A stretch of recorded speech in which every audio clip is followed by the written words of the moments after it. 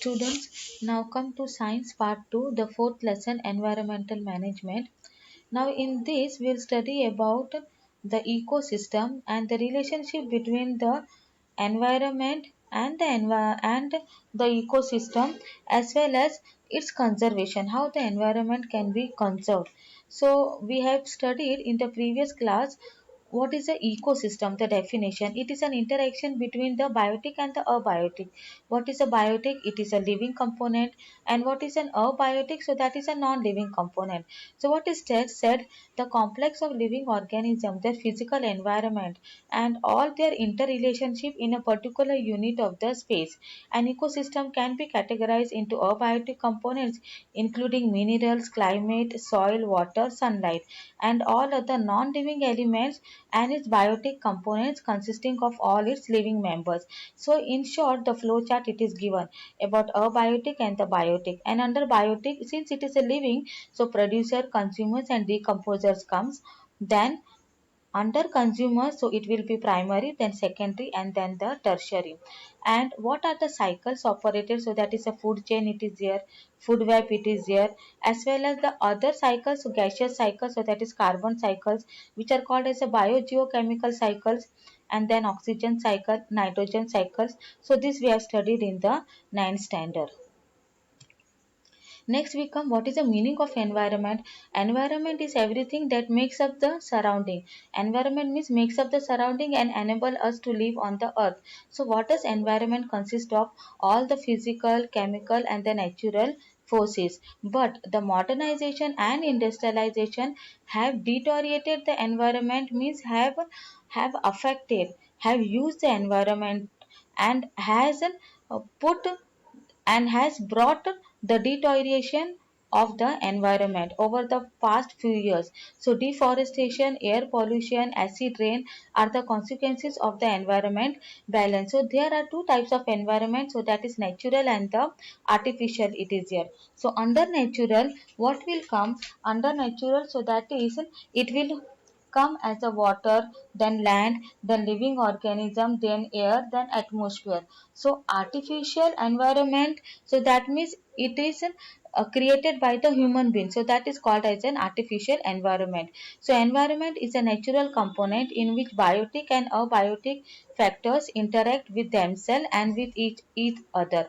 Now next, it is all organisms are dependent on the environment to carry out their natural life processes and to meet their physical requirements. So we also depend on the environment for the physical requirement, just as food, energy, water, oxygen, shelter, etc. Now what is the relation between the environment and ecosystem?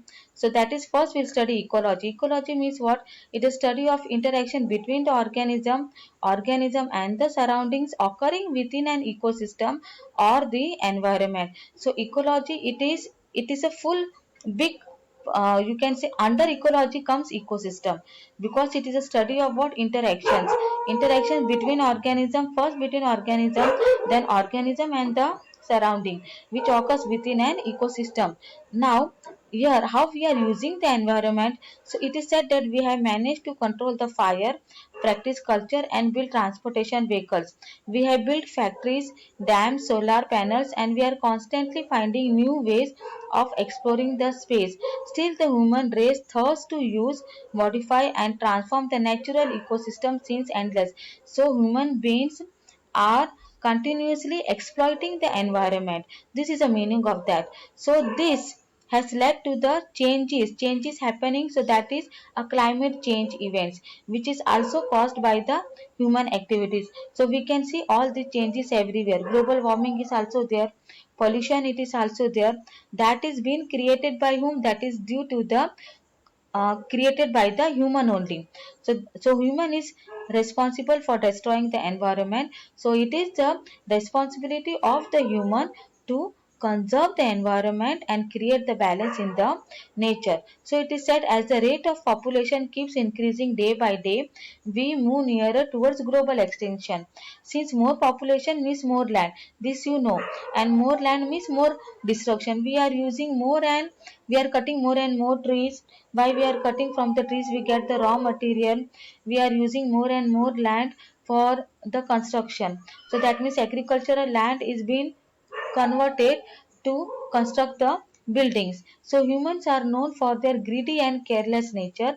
To fulfill their needs, they would go to any extent causing very harmful environmental effects. Humans have till date caused following destruction in the nature. So it is we humans which are responsible to destruct the nature. So next it is environmental conservation. Like all other living beings, humans are dependent on natural ecosystem services to survive. We need it to get the food we eat, the water we drink, and to transform the raw materials into our daily product. So in order to keep our living conditions, it's truly important that we preserve the natural ecosystem. So this is about there. It is one example. It is given. For example, the agriculture that provides our food depends on the characteristic of specific ecosystem, just as cereals or vegetables grow only under certain conditions of temperature and humidity. They also need certain natural process such as pollination to take place. If we change this characteristic too intensely, there is a risk that we are not able to produce what we produce today, or at least not in the same way. So these conditions are necessary for agriculture, so it is our duty to conserve the environment. Next comes the types of the biodiversity. Biodiversity means the meaning of biodiversity, so that is variety in the living organism. So there are three types of biodiversity. First we study genetic. So genetic means it is basically the varieties of the species expressed at the genetic level by each individual. Example of individual it is given. No two individuals belonging to the same species are exactly similar. Of course, no two individuals are similar. For example, in the species of human beings, each human shows lot of diversity in comparison to other human, just as it is given people living in different regions show the great level of the variation. You can take the examples of people living in the Himachal Pradesh and the people living in the Bombay, or the people living in the rural areas and in the urban areas. Then species diversity, it is a biodiversity observed within the community. It stands for the number and the distribution of species. The number of species in a region varies widely depending upon the varied environmental condition. Example, it is usually observed that cultivation residing beside the water bodies show more species than one compared to areas away from the water bodies. If the farm it is being cultivated near to the river, so there you will see the more species, diversity of species, as compared to the farm which is cultivated away from the water bodies. Now next it is ecological diversity. It defines the diversity observed among the ecosystem in a particular region. We have seen different types of ecosystem, just as mangroves, rainforest, desert, then tundra. So many ecosystems are there. We show the great variety of life forms residing in them. But all these diversities helps in maintaining the correct balance of the nature. Here I drawn the some diagrams. It is here. Just you can see that.